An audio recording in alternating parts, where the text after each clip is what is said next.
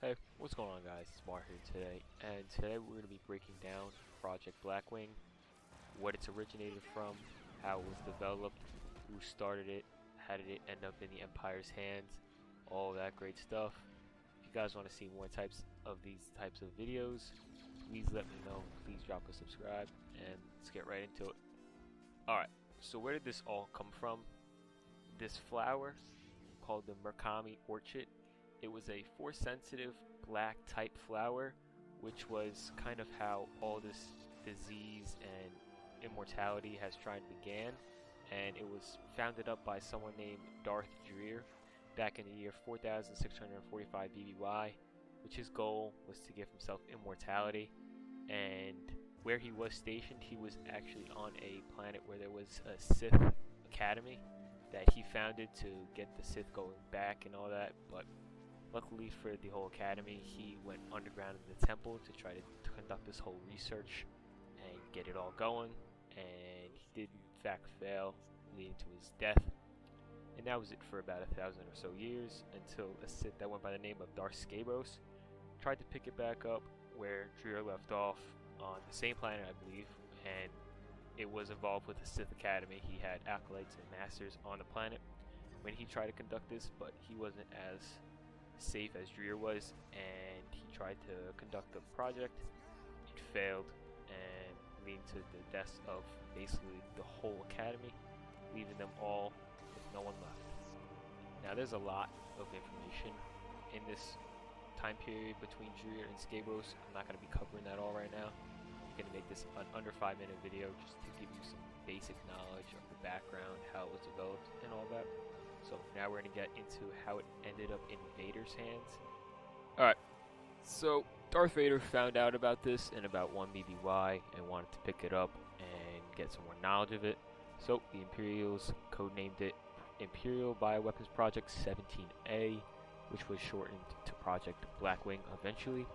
And this was all taking place on a starship cruiser, and all was going well. They thought it was easily containable. They had many scientists experimenting this on the shuttle, but eventually the ship's engines went out, lost all power, causing the leak to happen and spreading above the ship.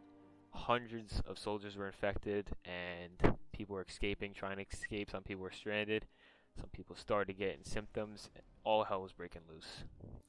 And what the virus mainly attacked was the biological tissue, and they turned their bodies into basically zombies. But these zombies weren't just like any zombies. They're not like the Walking Dead or the Last of Us zombies. These zombies were very intelligent. They learned from the surviving people on the ship how to use a blaster, how to fly a plane, all of that. So they were a big threat, causing the Imperials and the Rebels to have to conjoin to try to stop this whole thing, which it was contained eventually, and they stopped the outbreak, and all was good.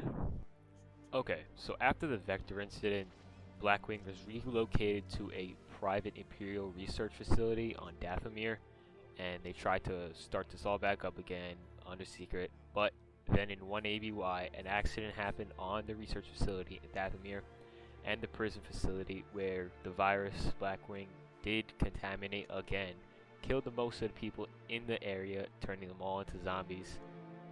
So again, all hell has broken loose. And even in this outbreak, a bunch of witches on the Dathomir planet were infected. So you can just imagine what that would be like.